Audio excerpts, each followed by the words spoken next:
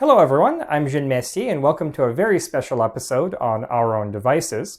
A little while ago in my video on the Gimli glider fragment, I mentioned that while many of the items in my personal collection can be considered historic because they derive from various historic time periods, very few of them can actually be traced back to specific historic events. Now, my fragment of the Gimli glider is one of them, and another is this. So, this is a commemorative medallion and a souvenir hat from the 1939 New York World's Fair. If you're not familiar with this, this was a major seminal cultural event that took place over 2 seasons in 1939 and 1940 in what is now known as Flushing Meadows Corona Park in Queens. And this was organized by a group of prominent New York businessmen and politicians, and there were a couple of different reasons for holding it. First, the nominal reason was to celebrate the 150th anniversary of the inauguration of George Washington, which had taken place in New York City in 1789. They also wanted to draw tourists and business, a big influx of cash into New York to boost its economy, and to compete with the 1933 Century of Progress Fair, which had recently taken place in Chicago, which was New York's rival. But more than that, the fair was intended to sort of symbolically lift the American people out of the depths of the Great Depression, which had been ongoing for almost a decade at that point. And the fair's organizers realized that the American public had become very disillusioned with American business and American science and technology, and they didn't really trust that these things would be able to pull them out of their current misery. And so the fair was intended as sort of a reassurance that there was a brighter future ahead. And it was originally intended that the fair would celebrate very lofty ideals of pure science, of culture, and art. But the fact that it was organized in the depths of depression meant that the only way of getting exhibits and pavilions was to have large corporations pay for them. So despite the organizers' lofty ambitions, really the fair became more of a giant trade show with companies like General Electric or Westinghouse, Ford, and GM showing off and selling themselves and their products to the American public through displays of advanced technology and science. But despite this, it ended up being a big hit. It ended up being a very culturally relevant event, and it inspired a lot of people. You'll read people like Carl Sagan, who attended the fair when they were very young, and they were actually absolutely blown away by the displays there, and it inspired them to become scientists, despite the commercial nature of most of the displays. Now, this sense of renewal was really indicated by the choice of the venue. Flushing Meadows used to be a giant ash heap. It was a dump for ashes from coal fires and all sorts of other garbage, and in fact, it's very vividly described in F. Scott Fitzgerald's novel, The Great Gatsby, which was originally supposed to be titled Among the Billionaires and Ash Heaps. And the whole idea here was that Robert Moses, who was the parks director, wanted to reclaim this land to create this vast, park for New Yorkers, sort of the Versailles of New York. And he struck a deal with the fair organizers whereby they would set aside a certain amount of their profits after the fair, and he would use those then to create the park on what were then the fairgrounds. Ultimately, this didn't end up working out. The fair actually lost a lot of money, and the fairgrounds lay fallow for years until in 1964 there was another fair held at the site, another very popular, very iconic fair, and only after that was the site then redeveloped into what is now Flushing Meadows Corona Park. And there's a lot of remnants of the 1964 fair and a few little remnants here and there of the 39 fair on the site. Now, what I think makes the 1939 World's Fair particularly fascinating is this strange twilight period in which it happened to be held. Only a few months after the fair opened in September 1939, Nazi Germany and the Soviet Union invaded Poland, and the Second World War began. And a lot of the nations that were represented at the fair continued to have a presence there throughout both seasons, even though the nations they represented effectively didn't exist anymore. Nations like Poland, Czechoslovakia, Belgium that had all been annexed by Nazi Germany. There was a lot of other unrest at the time. A lot of unions in the United States, especially in New York, were feuding, would actually bomb each other. And there was a bombing at the British Pavilion during the second season that resulted in the deaths of several New York police officers.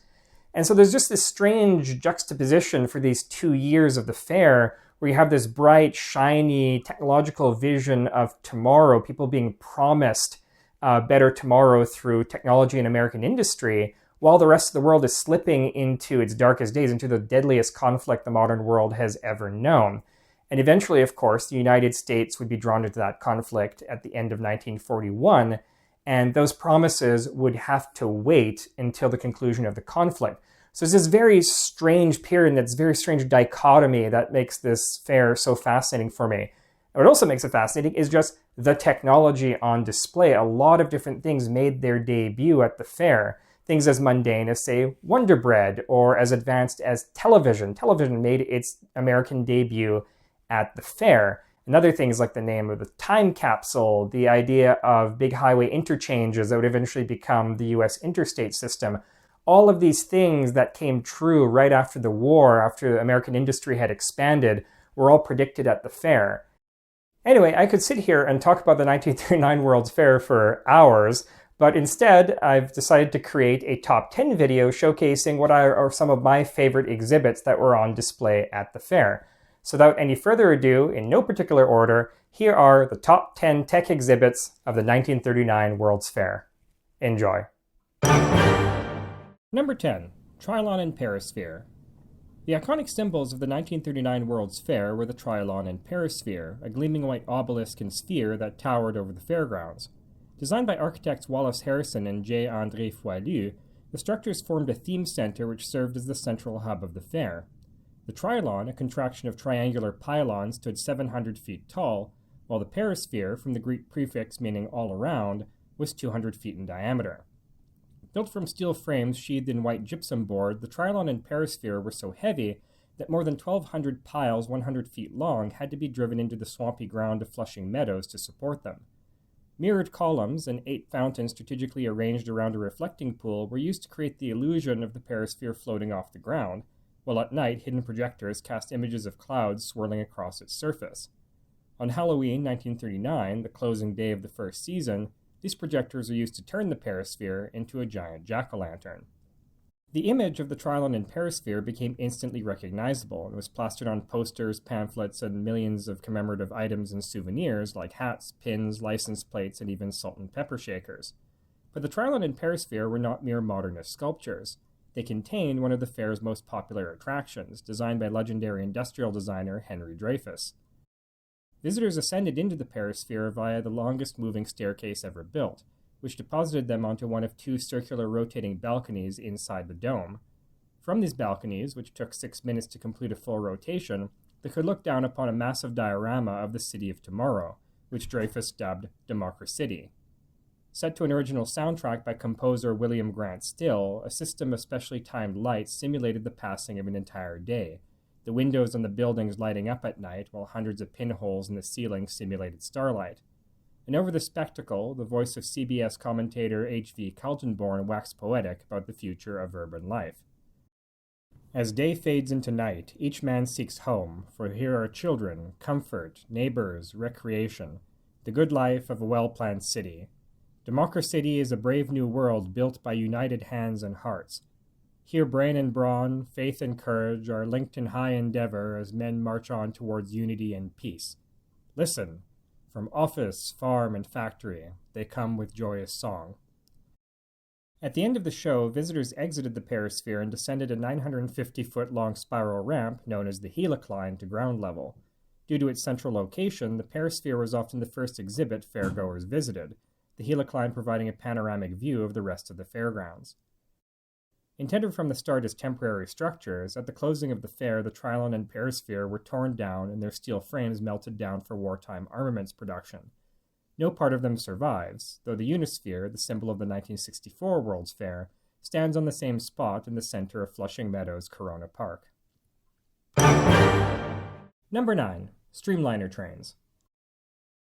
The late 1930s were the last golden age of passenger trains in the United States, before the post-war aviation boom and the construction of the interstate highway system led to the rapid decline of rail travel.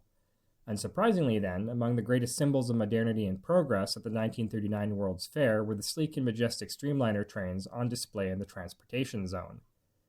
Streamliners were a product of the Great Depression, which caused a significant drop in rail traffic. In an effort to reduce costs, rail lines began switching from heavy steam engines to lighter and more efficient diesel and diesel-electric sets, or covering older steam locomotives in streamlined shells to decrease air resistance.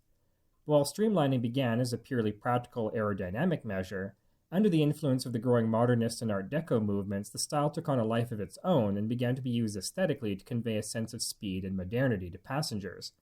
This philosophy would soon spill over into other areas of industrial design, with streamlining being applied to household objects like refrigerators, which had no practical need for it. The fair featured a wide variety of modern streamliners, including the Canadian National 6400, the E4 and J3A Hudson designed by Henry Dreyfus, and the British Coronation Scott. But the star attraction was the massive Pennsylvania Railroad PRRS-1, designed by industrial designer Raymond Loewy. 140 feet long and weighing 276 tons, the S1 was the longest and heaviest rigid-frame steam locomotive ever built, and was designed to travel at speeds of over 100 miles per hour with minimal vibration and sway. At the fair, the S1 was placed on a special roller platform which allowed it to steam at 60 miles per hour all day long, the unpowered wheels being driven by electrically powered rollers mounted in the platform. The S1 ran almost continuously throughout both seasons of the fair, finally entering passenger service in December 1940. While the S1 set numerous speed records, reaching 133 miles per hour during testing, it proved impractical for regular passenger service, being so large and heavy that much of the rail infrastructure along the East Coast was unable to support it. This limited the S1 to a single mainline route between Illinois and Ohio. It also suffered from wheel slippage issues that were never fully corrected, leading to it being pulled from passenger service in 1941. The S1 saw extensive service during the war, hauling raw materials and armaments between factories, and was well liked by its crews for its smooth ride. But the locomotive was retired in December 1945, and, despite calls within PRR to preserve it, was sold for scrap in 1949. Only one S1 was ever built, the type being replaced after the war by the simpler T1, also styled by Raymond Loewy. But these two proved complex and temperamental to operate, and all were sold for scrap by 1955. Thus ended the brief but glorious heyday of the Streamliner locomotive. Number 8. Electro the Motoman. In 1939, the word robot was less than 2 decades old. Derived from a Slavic word meaning slave laborer, the term entered the English lexicon via Czech playwright Karel Čapek's 1921 play Rossum's Universal Robots. And the first actual robot many Americans encountered was Electro the Motoman, the giant humanoid automaton who performed daily at the fair's Westinghouse pavilion. Elektro was the product of Westinghouse's work on automated electrical switching systems in the early 1920s. When a client requested a means for operators to call into and control a substation remotely, engineer Roy J. Wensley developed a system known as Televox. Televox used a series of tuning fork oscillators to generate tones that could be transmitted over a telephone line and interpreted by a receiver at the other end. Was the ancestor of the dual-tone multi-frequency system used in telephone switching systems throughout most of the 20th century. In order to promote the technology, in 1928, Wensley built a portable demonstration model and took it on the road. With a flair for showmanship, he constructed a crude body for the device out of wallboard, creating the character of Herbert Televox, Westinghouse's first robot. Over the next decade, Wensley worked with J.M. Barnett, Jack Weeks, Harold Gorsuch, and other engineers at Westinghouse's plant in Mansfield, Ohio, developing increasingly sophisticated robots such as Katrina von Televox and Rastus the Mechanical Negro, who, for some reason, was used to play a bizarre electronic version of the William Tell Apple trick. But the team's ultimate creation was Elektro, who made his debut in 1938. 7 feet tall and weighing 265 pounds, Elektro was built on a steel skeleton sheathed in aluminum and could perform 26 different actions, following voice commands spoken by his operator into a special telephone receiver. He could walk, move his head and arms, count on his fingers, recognize colors, and speak up to 700 words recorded on a 78 RPM record, often using them to crack corny jokes. All right, Elektro, will you tell your story, please? Who? Me? Yes, you. Okay, Toots. Befitting his era, Elektro was also fond of smoking, despite, as his operator constantly reminded the audience, being only 2 years old. He also often challenged visitors to balloon inflating contests, which, due to a built-in air compressor, he always won. During the 1940 season of the fair, Elektro was joined by a mechanical dog named Sparko, who could walk forwards and backwards, sit down, wag its tail, and bark. While Elektro was sold to audiences on his ability to understand spoken commands, late 1930s technology was not sophisticated enough to permit actual voice recognition.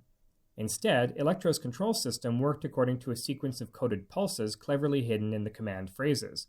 Every command was divided into a sequence of 3, 1, and 2 syllables, each of which could start and stop a particular action. For example, the phrase, Electro, come here. would start Elektro moving forward, while Stop. would make him stop. All of these actions, including the words Elektro spoke, were hardwired in a linear sequence, with the operator reading off a fixed script. They could not be triggered in any other order. Elektro's ability to walk was also an illusion. In reality, he rolled on wheels built into his feet while his legs bent in imitation of a stride.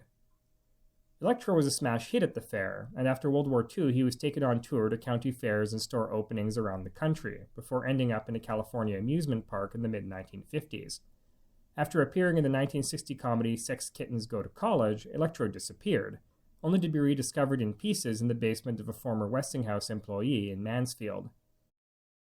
The original celebrity robot has since been restored and is now on permanent display in the Mansfield Memorial Museum. Number 7. Lifesavers Parachute Jump. It is indicative of the organizing committee's lofty aspirations that their original plans for the fair did not include a midway, a standard feature of all previous World's fairs. Many in the committee believed midways were too lowbrow and attracted the wrong sort of visitors. But this decision contributed to the fair being denied unlimited status by the Bureau of Expositions in Paris, as official world expositions were mandated to include midways. The New York Fair's downgraded status as a limited exposition greatly decreases potential profitability, as Bureau rules dictated that signatory countries could only participate in the fair if free space was given for them to exhibit. Consequently, the organizers relented and included a massive amusement zone of 280 acres, larger than the entire Paris International Exposition of 1937. The amusement zone proved to be the most popular section of the fair, featuring a range of weird and wonderful carnival attractions including exotic dancers, animal shows, a village populated entirely by little people, and the Billy Rose Aquacade water show. But the most iconic attraction of the fair was the Parachute Jump Tower. Sponsored by the Lifesavers Candy Company, the steel truss tower was based on similar structures used to train U.S. Army paratroopers. It stood 250 feet tall and featured 12 drop arms from which were suspended sets of 1 lift and 3 guide cables. Riders were belted in pairs into canvas seats suspended below functional parachutes and winched to the top of the tower using the lift cable. Once at the top, they were released and floated gently to the ground, the guide cables threaded through grommets in the parachute canopy, preventing them from drifting off course. It took around 1 minute to ascend to the top of the tower and 20 seconds to descend. After the Aquacade, the parachute jump was the second most popular attraction in the amusement zone, with around 500,000 people making the descent over the 2 seasons of the fair. Although there were no serious injuries, riders did occasionally get stuck on the ride, including a Mr. and Mrs. Rathborne, who on the night of July 12, 1939, remained suspended for nearly 5 hours. Another couple, Anne and Arno Rodolphi, had a considerably more pleasant experience when on August 26, 1940, they became the first and only people to be married while parachuting from the tower. After the fair, several amusement parks expressed interest in purchasing the tower. It was eventually sold to Coney Island Steeplechase Park, where it resumed operation in 1941. While the parachute jump continued to be popular with visitors, each jump station required 3 operators to hold the guide cables, making the ride unprofitable for the park. Eventually, a downturn in Coney Island's fortunes and competition with the 1964 World's Fair forced Steeplechase Park to shut down, and the parachute jump with it. While defunct for nearly 60 years, the tower still stands as an icon of Coney Island and one of the few remaining structures from the 1939 fair. Number 6. The Voder. Among the strangest yet most impressive technologies demonstrated at the fair was Bell Laboratories' Voder, an early electronic speech synthesizer. Before a stunned audience, an operator would sit at a special keyboard and by manipulating a series of keys and pedals, would cause a strange electronic voice to emerge from an abstract mural of a face towering overhead. Let's see how you put expression into a sentence. Say she saw me with no expression. She saw me. Now say it in answer to these questions. Who saw you? She saw me. Whom did she see? She saw me. Did she see you or hear you? She saw me. The Voder, short for Voice Operating Demonstrator, was the development of the vocoder, a speech encryption and transmission device invented in 1938 by Bell engineer Homer Dudley. A vocoder analyzes human speech and encodes it into simpler signals, which take less bandwidth to transmit. At the receiving end, the process is reversed, decoding the transmission back into the original signal. The Voder was built from the decryption module of the vocoder with manual controls added. The Voder operated like an electronic version of the human vocal tract. The device produced only two basic sounds, a buzz tone to recreate vowels, and a hissing noise to create sibilant or fricative sounds like S or Z. The operator switching between the two using a pivoting wrist bar. A set of keys and a foot pedal modified the pitch and inflection of these tones, while still other keys provided the plosive sounds like P or D, and the affricative sounds like J and Ch. In practice, like many musical instruments, the Voder proved extremely tricky to operate, requiring months of practice and a great deal of finesse to master. Bell trained a team of 20 young women to demonstrate the machine at the fair, several of whom became so skilled that they could even make it sing. Indeed, on closing day in 1940, the Voder touchingly performed Auld Lang Syne. Operators affectionately nicknamed the machine Pedro, a reference to Brazilian Emperor Dom Pedro, who, upon witnessing a demonstration of Alexander Graham Bell's telephone in 1876, famously exclaimed, "It talks!"